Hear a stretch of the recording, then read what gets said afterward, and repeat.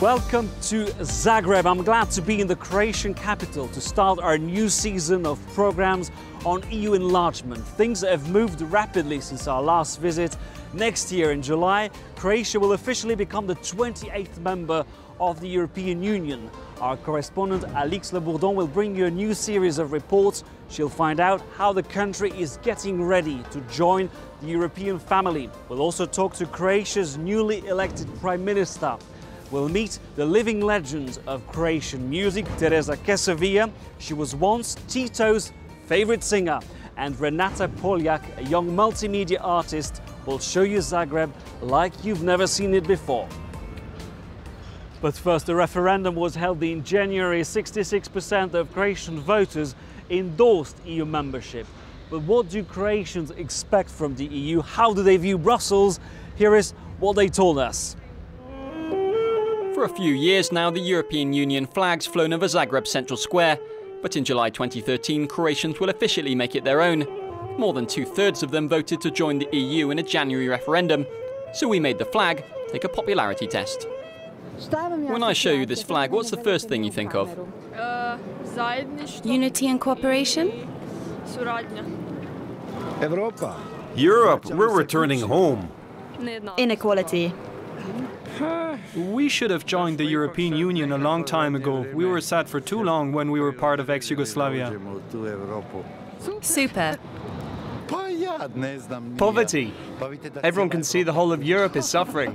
It's going to be better because we'll have more money. It makes me think of transparency in the fight against corruption.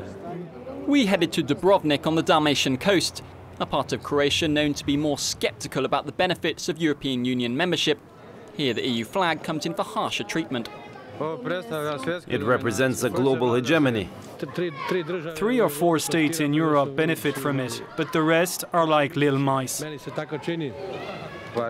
Too many stars on the flag. It won't bring us anything. 20 years ago our parents fought for our country and there's no point in joining that union today. In the Dubrovnik district, only 55% of electors voted yes to EU membership.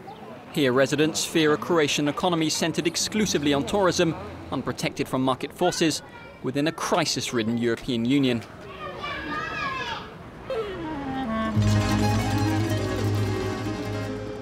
So this was what Croatians think about the European Union. Let's now cross over to Brussels to find out how the EU is getting ready to welcome a new member. This is a report from our correspondent in Brussels, Katalin Landaburu. On July the 1st, 2013, the EU will welcome a new member state, and with it, a new official language. And interpreters will not be the only ones that will need to adapt. Thousands of pages of EU directives and information have to be translated into Croatian. The most important part is translated in the acceding country, where the entire acquis, which is all the laws that have been adopted up to accession date, are translated.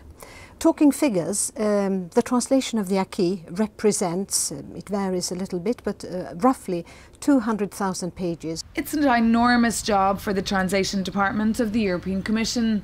But behind closed doors, preparations for this next enlargement are well underway. Ideally, we should start like 18 to 24 months before the accession. That's what we have learned from previous enlargement. So last summer we started more seriously. Marina, Ivana and Igor arrived in Brussels last September. These Croatian translators are gradually getting to know how the European machine works. But they're bemused by the clichés they hear about their country. Not so very informed about Croatia. It's a small country. Yeah, okay. And sometimes it happens to me. I say, "Where are you from?" "I'm from Croatia." "Greece?" No, Croatia. Apart from their work at the European Commission, these young translators will also have to help get rid of these stereotypes about their country. The aim? To prove that today Croatia also belongs to this European class. And for more on the story, I'm now joined by the new Prime Minister of Croatia, Zoran Milanovic. Zoran Milanovic, thank you for having us. Your party, the Social Democratic Party of Croatia, won the election in December. Now, at a time where the EU is going through an existential crisis, why is it so important for your country to join the club? If it were 10 years ago, it would have been a sea change. Now all we are praying for is a calm sea and a calm high seas. We shall see. It's our natural environment. We think both Croatia and the EU will benefit from our membership. Of course, it will not create a sea change for Europe itself, or herself, because we are small, I should not dare to say minuscule country. We think we can contribute, but we have to specialize. The crisis is existential, but then again, every day, human being goes through the existential crisis. We learn. Croatians voted in a referendum in January. They said yes to the EU, 66%, but turnout was very low at 44%. Why this lack of interest? The answer to the question of a low turnout probably lies in the very long process. The process of negotiations took more than 6 years. The overall process of the adhesion to the European Union took practically 2 decades. So the people were, well, there was a sort of fatigue among the people. According to the IMF, Croatia could plunge back into recession this year. I guess that money from the EU will be very welcome. You're entitled to up to 3.5 billion euros of structural funds between 2013 and 2015. Where do you want to spend them? Regional development, rural development, and first and foremost infrastructure, railroads, connecting our biggest and the best positioned port of Rijeka to the Central Europe. It will take altogether billions of euro. In Croatia, it's a big money, it speaks volumes for us. But you mentioned the word entitled. So as long as Croatia is relying solely on the international and other entitlements, it will not bode well for us. The growth forecast for the current year, 2012, is actually negative for my country. So we have to reverse that. Easier said than done. For the first time in our recent history, we did fiscal restructuring and we did cuts on the expenditure side of the budget. So we're going to be spending less. Fighting corruption remains a top priority for your government. Former Prime Minister Ivo Sanader is currently being tried for bribery. This is, of course, a major development in your fight against corruption. But do you have the means to clean the country? To clean the August barn in the legend of Heracles of Greek myth? I hope we do. I hope we do stand a chance. But you know, how does it go, that old Churchill's dictum, in victory magnanimity?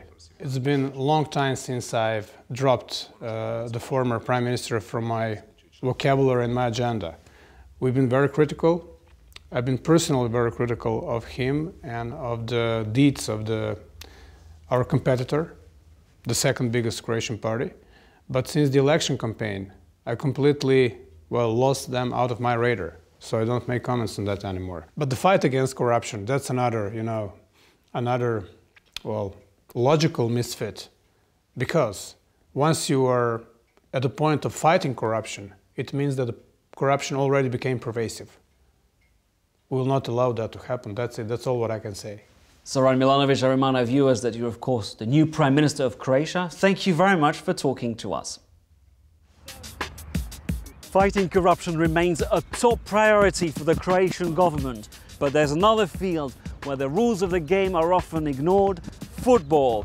A recent series of match-fixing scandals has cast a dark shadow on the game. This is an investigation from our correspondent, Alix Le Bourdon. Match night at Zagreb's Maksimir Stadium. In the North Stand, the Bad Blue Boys. Mario may not be part of the hardcore, but he never misses a match. Tonight, though, his head's not in the game. In the stadium, if there weren't for the Bad Blue Boys on the North Stand, the stadium would be basically empty. That can tell you that people have really lost confidence and faith in gathering, in enjoying football matches. A loss of confidence that Mario says is the club management's fault. Fed up with repeated corruption scandals, Mario launched a supporters association. Their first bone of contention with the club, the stadium's new seats. I just sat on an overpriced chair, which was bought by the firm of one of the employees of the stadium. Zdravko Mamic is Dinamo Zagreb's president, seen here at a club training session. Mamic refused to meet us, instead sending his right-hand man to answer our questions. Maybe you heard there is a company connected with the club, but this is another guy who is working in the club, and he has a normal private company besides the job, who has authorization to buy and sell the things. Mario and his friends are convinced that the company in question has been overcharging the club. To prove it, the angry supporters themselves ordered a seat from the firm for a much lower price. The Maximir Stadium is under public ownership. The club's fans, sick of seeing the ground so run down, in spite of the public money invested. For that money, in any country, in a Western European country, they would have built 4 stadiums, not one. Mr. Mamic and the people who run Dinamo are also helped by local authorities, by the mayor, Mr. Bandic.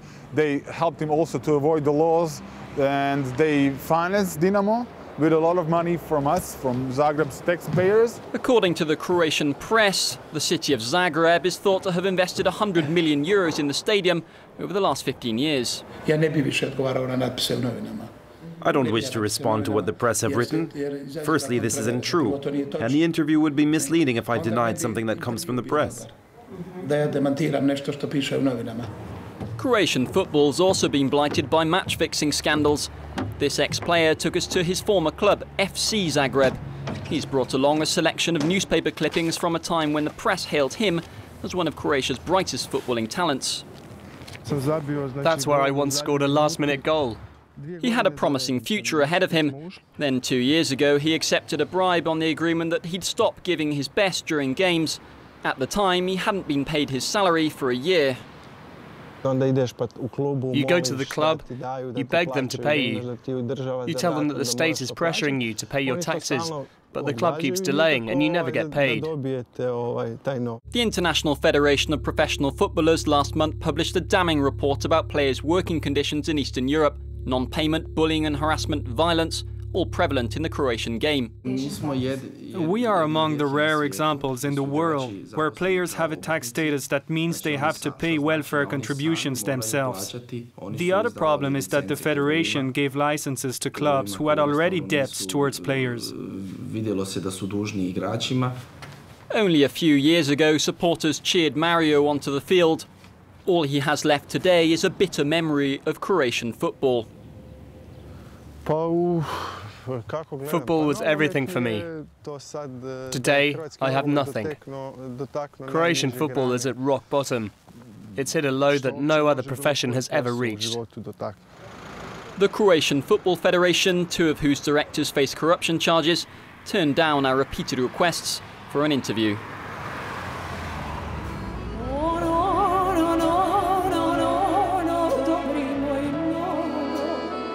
This is the Lisinski Concert Hall on the outskirts of Zagreb, and I want to introduce you to the star of Croatian music, Madame Teresa Kesavija. Hello, Teresa. It's a pleasure to have you in our show. This stage is very important for you because this is where you celebrated the 50th anniversary of your career. I sang several times in this concert hall. Isn't it beautiful? And the audiences here are always very warm, especially when they love an artist. And I'm proud to say that they love me very much. They've loved me for many years. You're right, it's right here in this concert hall that I celebrated my 50 years on stage. It's quite something, eh?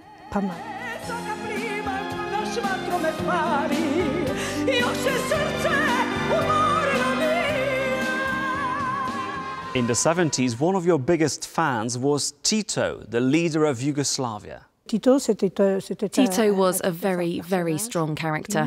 He did love me. After his death, they found a lot of my records at his home. And I'm proud to keep a picture of him holding my hand. On it, he's looking at me, he's sitting, I'm standing and singing next to him. He really was a very, very strong character. He was charming. Yes, he was a charming man. Teresa, during the war in the early 90s, you lost your home in Dubrovnik. It was burned, it was destroyed by the Yugoslav army. You lost everything then? It was very sad, really very sad. It nearly killed me when that happened. And 20 years later, it was still impossible for me to travel to Serbia and Montenegro. It was unthinkable to visit the countries of those who ruined me, who ruined all my memories. But the government of Montenegro kept on insisting. They wanted me to perform in their country. So finally, I said okay, but the first city I visited was Belgrade. When I got on stage, 3,500 people suddenly stood up. The standing ovation lasted. It's still very emotional for me. It lasted for minutes. They were standing, applauding me. I was in tears, and they were also in tears. I'm very glad I went there. I'm very, very proud I did it.